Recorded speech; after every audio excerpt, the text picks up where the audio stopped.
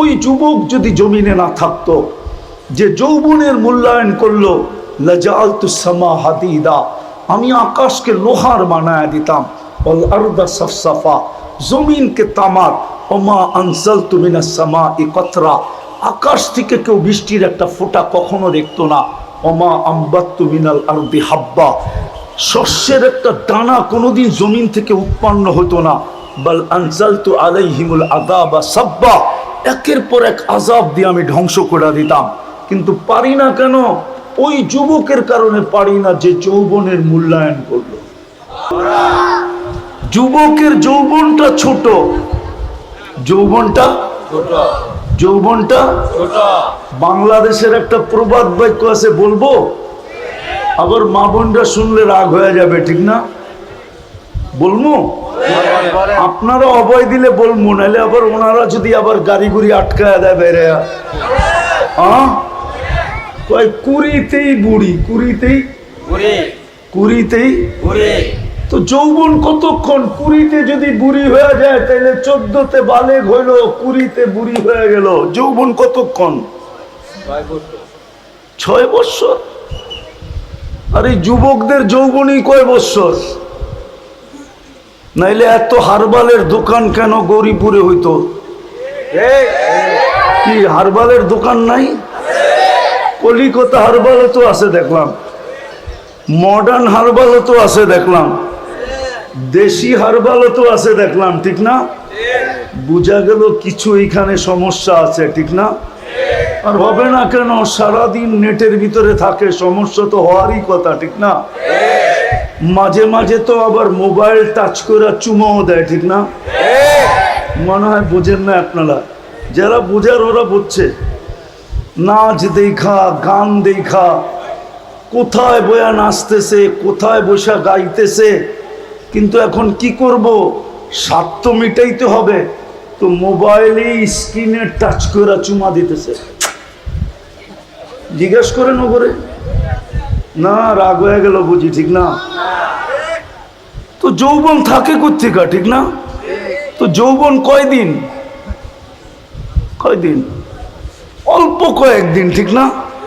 হ্যাঁ, কিন্তু মূল্যে ভরা, যদি মূল্যায়ন করা যায়। যুবক পায়ে হাত দিয়া বলে, যদি তুমি তোমার যৌবন মূল্যায়ন করতে পারলা, তো আমি হাদিসে কুদসি দিতেছি, আল্লাহ বলে, লাউলা শাবাবা ফুসা, ওই যুবক যদি জমিনে না থাকতো, যে যৌবনের মূল্যায়ন করলো, লাজাআলতুস সামা হাদিদা, আমি আকাশকে লোহার বানায় দিতাম, ওয়াল আরদা সাফসাফা, জমিনকে তামার, ওমা আনজালতু মিনাস সামাই কতরা, আকাশ থেকে কেউ বৃষ্টির একটা ফোঁটা কখনো দেখতো না, ওমা আম্বাত্তু মিনাল আরদি হাব্বা, শস্যের একটা দানা কোনোদিন জমিন থেকে উৎপন্ন হতো না, বাল আনজালতু আলাইহিমুল আযাবা সাব্বা, একের পর এক আযাব দিয়ে আমি ধ্বংস করে দিতাম। কিন্তু পারি না কেন? ওই যুবকের কারণে পারি না যে যৌবনের মূল্যায়ন করলো, যদিও ছোট। তোমার মূল্য কত ভাবো। ঠিক কোন নারী যদি নারীত্বের মূল্যায়ন করলো, নারীত্ব কতদিন থাকে মানুষের? মনে উঠলো কোরআনের এক কাহিনী, খওলা বিনতে সালাবা, সূরায়ে মুজাদেলা যার কারণে নাজিল হয়েছে। খওলা বিনতে সালাবা, আওয়াজ না, খওলা বিনতে সালাবা এক মহিলা ছিলেন, যার কারণে সূরায়ে মুজাদেলা নাজিল হয়েছে। ওনার 8টা বাচ্চা ছিল, 8টা বাচ্চা। স্বামী এমন একটা কথা বলে দিছে, যার কারণে জাহেলিয়াতের যুগে বিচ্ছেদ হয়ে গেছে। এটাকে তালাকে জেহার বলে, জেহার। স্ত্রীকে মা বইলা ফেলছিল,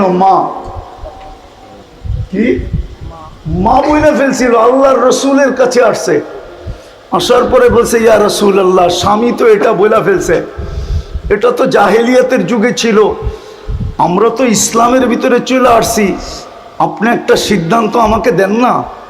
তো আল্লাহর রসুল বলতেছিল, খওলা আমি কি করে দিব, এখনো তো ওহী আসে নাই। তো মহিলা বারবার বলতেছিল, একটা সিদ্ধান্ত দেন না আমাকে। কিন্তু আল্লাহর রসুল ওই পুরান সিদ্ধান্তই শুনাইতেছিলেন, হারিমতি আলাইহি ইয়া খাওলা। তো খাওলা রাগ হয়ে উঠা যেতেছিল।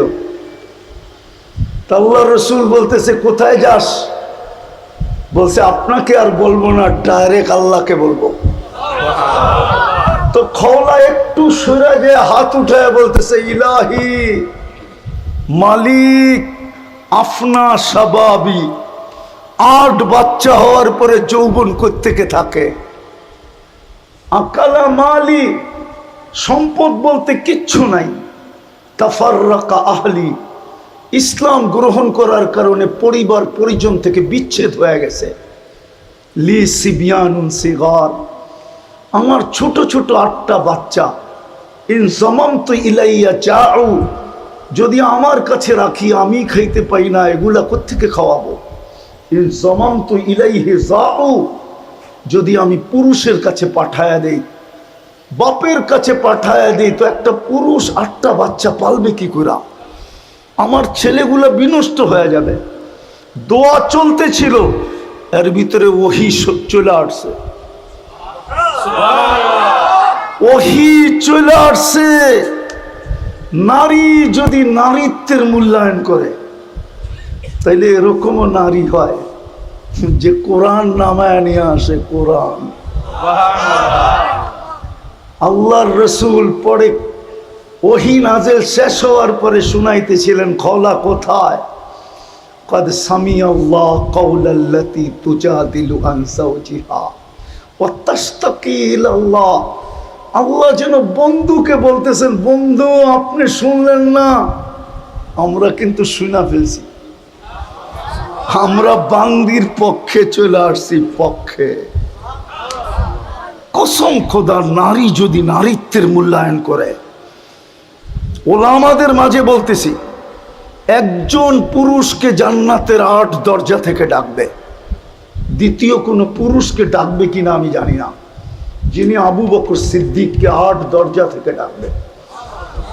কিন্তু আমার গরিপুরের মা বোনরা যদি নিজের মাতৃত্বকে, নারীত্বকে সুরক্ষিত করে আর মূল্যায়িত করে দামি বানায়, তো হাদিস বলে জান্নাতের 8 দরজা গৌরীপুরের প্রত্যেক নারীকে ডাকবে।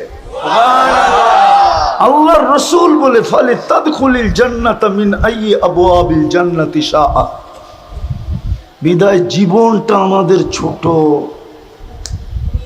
মূল্যে ভরা।